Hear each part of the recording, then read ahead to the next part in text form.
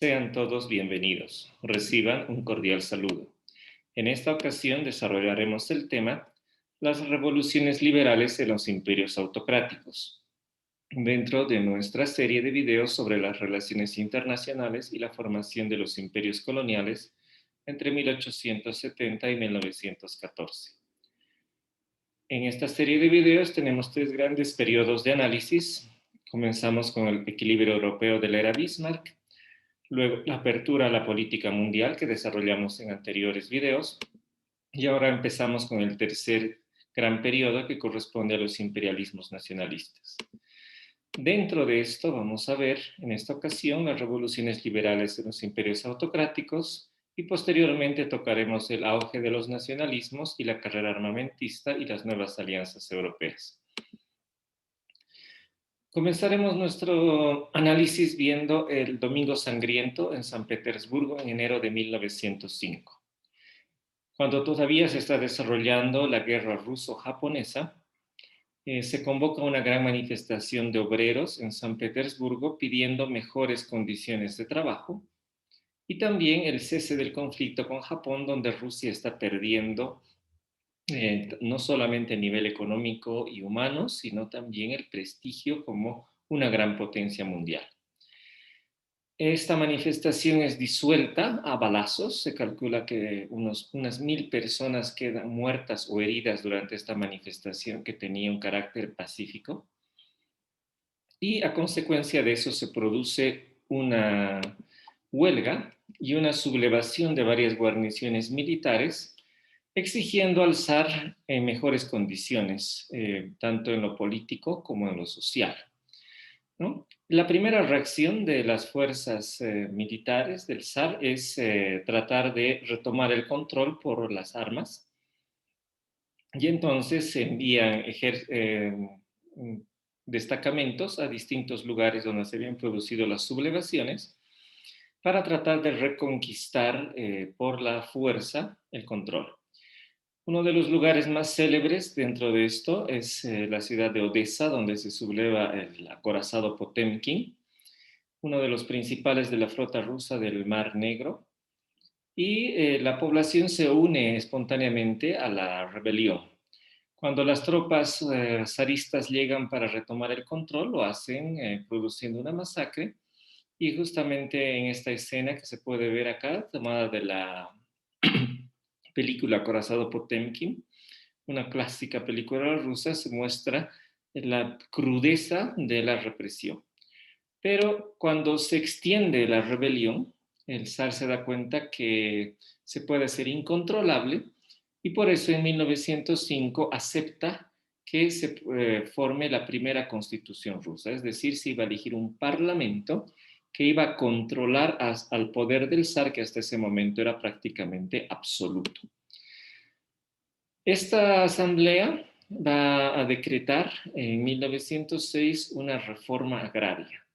¿Qué es lo que buscaba esta reforma agraria? Eliminar la propiedad comunitaria, en Rusia se llamaba kolkhoz, y va a tratar de constituir a los campesinos como propietarios individuales de sus tierras. Se va a empezar a aplicar y va a tener, digámoslo así, un uso importante, ¿no? Esta ley. Pero como Rusia es un país gigantesco, entonces hasta el estallido de la Primera Guerra Mundial, la aplicación va a ser reducida en el inmenso territorio ruso, pero se pone en ejecución. Habrá que decir que esta reforma agraria va a inspirar posteriormente la que va a tener lugar en México luego de la Revolución Mexicana, y también la que va a tener lugar en Bolivia luego de la Revolución Nacional de 1952. Bien, cambiemos ahora de ámbito y vayámonos un poco más al sur, a lo que era Persia y actualmente se llama Irán. Bien, en 1905 se produce una revolución en ese territorio que hace tambalear al gobierno del Shah, el emperador persa. Y habría que recordar que para ese entonces el país había sido prácticamente dividido entre dos esferas de influencia, la rusa al norte y la británica al sur. Y lo que va a ocurrir es que van a exigirle al Shah, al emperador, que también tenga medidas más populares, digamos, ¿no? Hacia el pueblo, es decir, que las leyes no sean tan autocráticas, había disgusto especialmente con las recaudaciones de impuestos, y esto va a desencadenar igualmente en la formación de un parlamento copiado del modelo de Bélgica, ¿no? Es decir, se impuso una monarquía constitucional donde el Parlamento tenía el poder de realizar el gobierno y dividir el gobierno en tres poderes que serían el ejecutivo, el legislativo y el judicial. Bien, bueno, paralelamente a esto, en la India británica, que aparece en color celeste en el mapa, se producen también tensiones que buscan que algo parecido ocurra en la India, que sabemos que era la principal colonia británica en ese entonces. Esta situación en Persia hace que los que hasta ese momento eran grandes rivales por la hegemonía mundial y obviamente potencias en permanente conflicto, como Rusia y Gran Bretaña, finalmente encuentren un punto de acuerdo y equilibrio y delimiten sus zonas de influencia de común acuerdo y, digámoslo, de mutua satisfacción. El norte quedó en manos de Rusia como zona de influencia, pero Inglaterra logró quedarse con la parte del sur, especialmente con el estrecho de Oman, de tal forma que impedía de cualquier manera que los rusos pudieran llegar a las aguas libres, como se vio en anteriores videos. ¿No? Y además, como fue un tratado de mutuo acuerdo entre ambas partes que hasta ese momento estaban muy enemistadas, entonces fue el inicio de una cercanía diplomática que hasta ese momento no se vislumbraba. Bien, pasaremos a hablar ahora de China. China era un imperio que durante el siglo XIX sufrió muchísimas pérdidas territoriales, las que se muestran en este mapa. Ya habíamos visto también que en la guerra ruso-japonesa logró recuperar inesperadamente una gran porción de su territorio al norte que había sido ocupada por Rusia.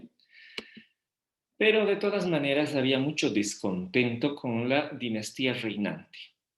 En 1905, es decir, también en estas conflictivas épocas en las que Japón está ganándole a Rusia en la guerra ruso-japonesa, se funda el Tongmenghui, que es una agrupación antiimperial en China, ¿no? Que tiene ideas republicanas. Se producen varios levantamientos, el primer intento serio es de 1907, pero cuando se va a producir la debacle del Imperio Chino va a ser un poco más adelante, el año 1911. En ese año se produce una nueva rebelión republicana muy pequeña, muy reducida, pero el imperio va a mostrarse completamente ineficaz al momento de reprimirlo. Y entonces esto va a empezar a generar un efecto cascada en muchas regiones, principalmente de las provincias más pobladas y ricas de China, que van a llevar a un colapso del imperio chino. En este mapa podemos ver en café las provincias que van sublevándose y en color verde aquellas que se mantienen fieles al imperio, ¿no? Al emperador chino. Pero llega un momento en que finalmente la situación es completamente insostenible, el imperio queda completamente desestabilizado y deciden confiar las últimas fuerzas que tienen al general Yuan Shikai, quien es tentado por los revolucionarios, ¿no? Ofreciéndole la presidencia de la flamante República China. Y entonces él fuerza al emperador, que entonces era un niño, a abdicar y se hace nombrar poco después presidente de China. Sin embargo, esta decisión no fue del agrado de muchos caudillos regionales que se habían levantado cada uno en su provincia, ni tampoco de los republicanos originales. Entonces van a surgir muchos caudillos que van a empezar a pelearse entre sí Y de hecho vamos a decir que ante el caos político reinante y el vacío de poder, amplias regiones de China se independizan de facto, ¿no? Entonces podremos decir que en amarillo queda el territorio que reconocía la República China, pero otros amplios territorios quedaron prácticamente independientes, de hecho. Bien, bueno, pasemos ahora a hablar de otro imperio, que es el Imperio Otomano, o Imperio Turco, ¿no? El año de 1908, un grupo de militares y también de profesionales turcos, organizados con este nombre, ¿no? Cansados de ver la constante decadencia del imperio autocrático del sultán, producen una revolución, ¿no?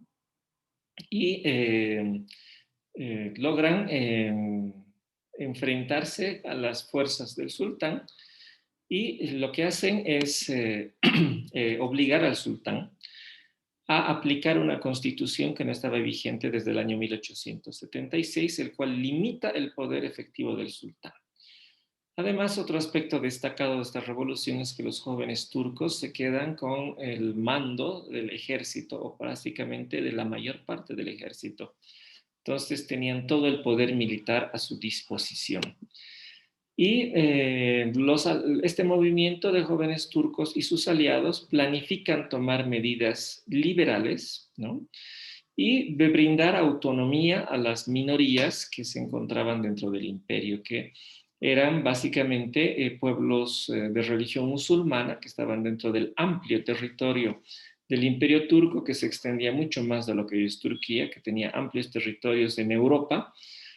Básicamente en este territorio europeo eran minorías cristianas de distintas nacionalidades, como ser búlgaros, griegos, albaneses y otros.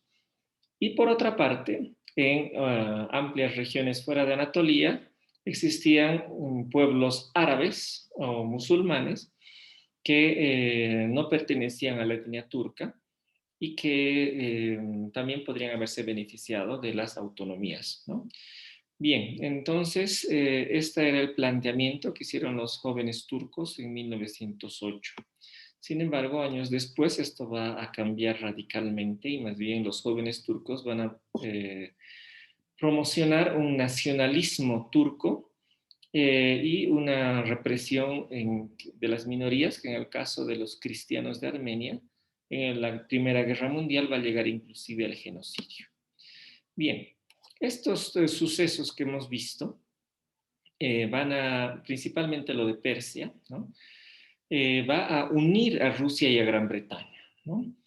Estos imperios, tanto Inglaterra como Rusia, van a temer que las ideas liberales crezcan más dentro de sus imperios, ¿no?